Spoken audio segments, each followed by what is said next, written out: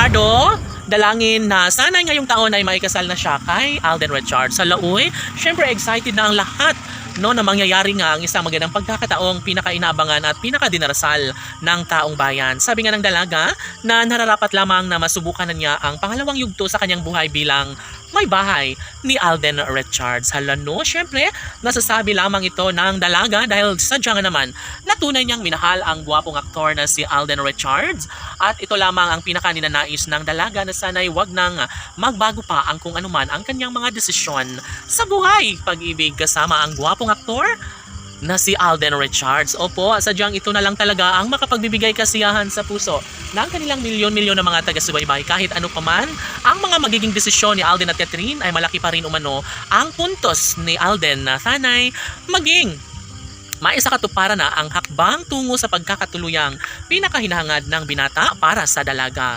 Iba pa rin kapag maipanalo ni Catherine at Alden ang kalang relasyon dahil nga naman sadyang nararapat na kala itong may pagpapatuloy lalo na at marami umanong umaaligid ngayon na maganda na gustong agawin kay Catherine Bernardo ang gwapong aktor na si Alden Richards.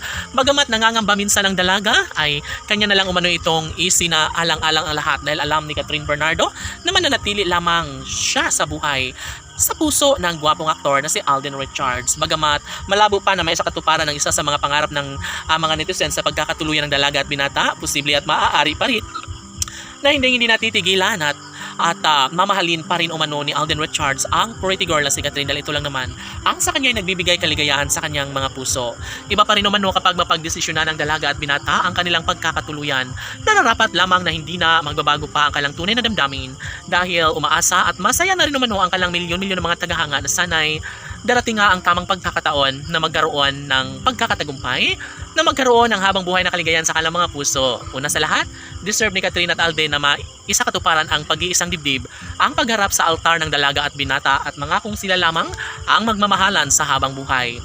Nararapat lamang na mapatunayan ni Alden at Catherine ang kanilang tunay at wagas sa pag-ibig. Iisa ang kanilang hangarin, iisa ang kanilang pangarap na sana'y mas magiging pabor ang relasyong tunay na siyang nagbibigay pag-asa, hindi lamang sa puso ni Alden maging sa taong bayan. At tanging si Catherine Bernardo lamang ang kalang pinakapangarap na sanay ito na nga ang babaeng makatuluyan ng gwapong aktor na si Alden Richards.